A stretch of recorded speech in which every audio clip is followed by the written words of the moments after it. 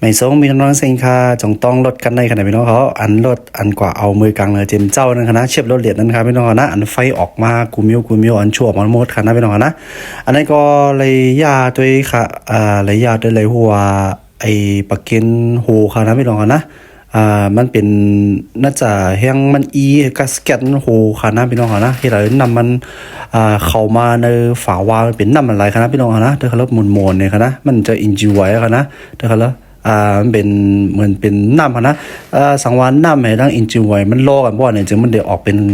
ขาวๆมนๆในคณะพี่น้องคณะมันเนี่ยเหมือนในเรียวคณะพี่น้องนะผมมาเตยฝาว่าพี่น้องก็ได้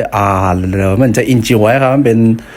นน้ำมันกับน้ำมันอินจิไว้กับน้ำลิปล่อก่อนครับพี่น้องนะเอามันเป็นมนๆไปที่ไหนครับนะ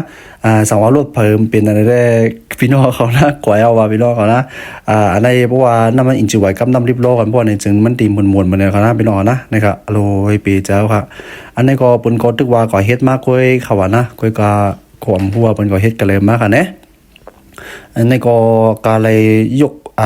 ฝาออกมาก็มาตัวว่ามันโหกันแล้วเหี่ยงแลมันซ้ำโหเปิ้นตึกเฮ็ดมาก็เหี่ยงแลมันซ้ำตึกโหขึ้นอยู่นี่ค่ะเนาะนี่ก็เป็นปัญหาแต่ดีเลยแกกันเที่ยวครับพี่น้องครับเชียบโรเล็ตรถเก่งครับด้วยครับลูกปังกาโจสายพานอะไรลอย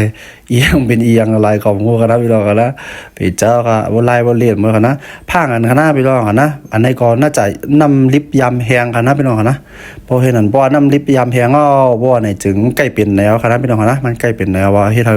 กัสเก็ตมันเรียนเข้าหากับมันโหนค่ะเนาะว่าน้ำกัสเก็ตโหก็เฮ็ดให้นำมันเหตั้งอินจิไว้มันเรียนเข้าหากันค่ะเนาะว่าเรียนเข้าหากันก็มันก็เป็นแล้วครับพี่น้องนะนี่ก็เป็นตั้งหูตั้งหันมาผักปันพี่น้องเขาครับพี่น้องนะลองอย่าที่ว่าคณะพี่น้องนะค่ะก็ยำรับพี่น้องเขาตายเสียค่ะเนาะค่ะไปส่งพี่น้องเซ็งค่ะอย่าไปปั้นน้ำแห้งค่ะพี่น้องเขาค่ะ